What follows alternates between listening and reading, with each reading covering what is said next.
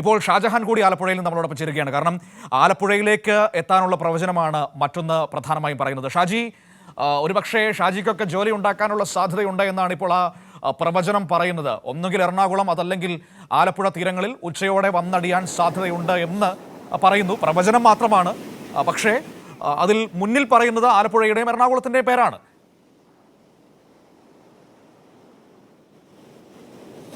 തീർച്ചയായിട്ടും മനു സൂചിപ്പിച്ച പോലെ തന്നെ ഏറ്റവും കൂടുതൽ സാധ്യത ഇപ്പോൾ പറഞ്ഞു വരുന്നത് ആലപ്പുഴ ജില്ല തന്നെയാണ്. കാരണം ആലപ്പുഴ ജില്ലയുടെ തീരപ്രദേശത്താണ് ഇപ്പോൾ ഇത് കാണാൻ സാധിച്ചത്, അല്ലെങ്കിൽ ഇത് ഈ കണ്ടെയ്നറൊക്കെ തന്നെ കിടക്കുന്നത് എന്നാണ് നമുക്ക് അറിയാൻ സാധിച്ചിരിക്കുന്നത്.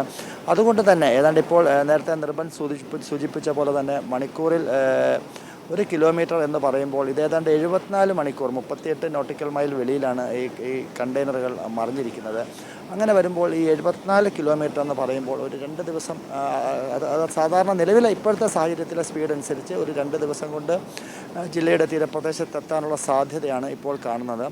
അതോടൊപ്പം തന്നെ ഇതിപ്പോൾ കടലിന് ശക്തമായ ഒഴുക്കുണ്ടെങ്കിൽ അതൊരു പക്ഷേ കൂടുതൽ വടക്കൻ മേഖലയിലേക്ക് പോയാൽ അത് കൊച്ചിയിലേക്ക് പോകാനുള്ള സാധ്യതയുമുണ്ട്. നിലവിലെ സാഹചര്യത്തിൽ ശക്തമായ ഒഴുക്കില്ല എങ്കിൽ അത് നേരത്തെ സൂചിപ്പിച്ച പോലെ തന്നെ ആലപ്പുഴ ജില്ലയുടെ തീരപ്രദേശം, അതായത് കായംകുളം തൊട്ട് അരൂർ വരെയുള്ള മേഖലയിൽ എവിടെയെങ്കിലും ആയിരിക്കും. ഇത് മുന്നിൽ കണ്ടുകൊണ്ട് കഴിഞ്ഞ ദിവസം മുതൽ തന്നെ ജില്ലാ കളക്ടറുടെ അടിയന്തര യോഗം ചേർന്നിരുന്നു. തീരദേശ മേഖലയിൽ അലർട്ട് നൽകിയിട്ടുണ്ട്. അതോടൊപ്പം തന്നെ ഏത് നിമിഷവും കോസ്റ്റൽ പോലീസിനും കൃത്യമായിട്ടുള്ള ജാഗ്രതാ നിർദ്ദേശങ്ങളൊക്കെ തന്നെ നൽകിയിട്ടുണ്ട്. 12 നോട്ടിക്കൽ മൈലാണ് നമ്മുടെ കോസ്റ്റൽ പോലീസിന് ഉള്ള ഒരു പരിധി. അപ്പോൾ അതിനുള്ളിൽ വന്നു കഴിഞ്ഞാൽ അത് ബാക്കിയുള്ള കാര്യങ്ങളൊക്കെ തന്നെ നമ്മുടെ പോലീസിൻ്റെ നിരീക്ഷണത്തിലും സംരക്ഷണത്തിലുമൊക്കെ തന്നെ ആയിരിക്കും. അതുകൊണ്ട് തന്നെ വളരെയധികം ജാഗ്രതയാണ്. എന്തായാലും ഇത്തരം കണ്ടെയ്നറുകളെയൊക്കെ തന്നെ അപകടകരമായ കണ്ടെയ്നറുകൾ എന്ന് തന്നെയാണ് ഈ മേഖലയിലുള്ളവർ വിശേഷിപ്പിക്കുന്നത്.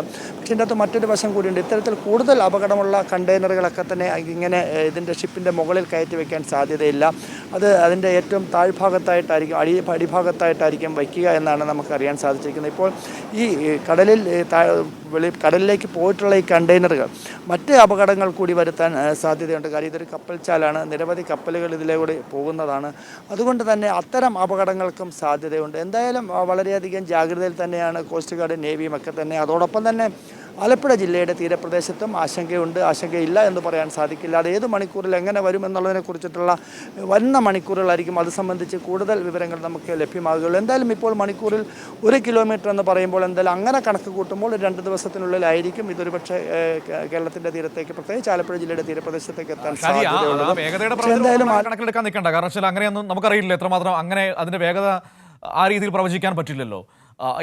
ആ രീതിയിലാണെങ്കിൽ 70 കിലോമീറ്റർ ദൂരത്താണ് നടന്നിരിക്കുന്നത്. സ്വാഭാവികമായും 1 കിലോമീറ്റർ വേഗതയിലാണ് വരുന്നതെങ്കിൽ ഒരുപാട് സമയമെടുക്കും. അങ്ങനെയൊന്നും കൂട്ടണ്ട. അതോടൊപ്പം തന്നെ അവർ പറയുന്നുണ്ട് ഇന്ന് ഉച്ചയോടെ ഒരു പക്ഷേ തീരം തൊടാനുള്ള സാധ്യത കാണുന്നു എന്ന് പറയുന്നുണ്ട്. അപ്പോൾ നമുക്ക് നോക്കാം എന്താണ് സംഭവിക്കുന്നതെന്ന്. വലിയ ജാഗ്രതയോടെ നിൽക്കുകയാണ് ഷാജി പറയുന്നത്. കോസ്റ്റൽ പോലീസും നമ്മുടെ സേനാ വിഭാഗങ്ങളും സംസ്ഥാന സർക്കാരും എല്ലാവരും ചേർന്ന് വലിയ ജാഗ്രതയിൽ നിൽക്കുന്നു.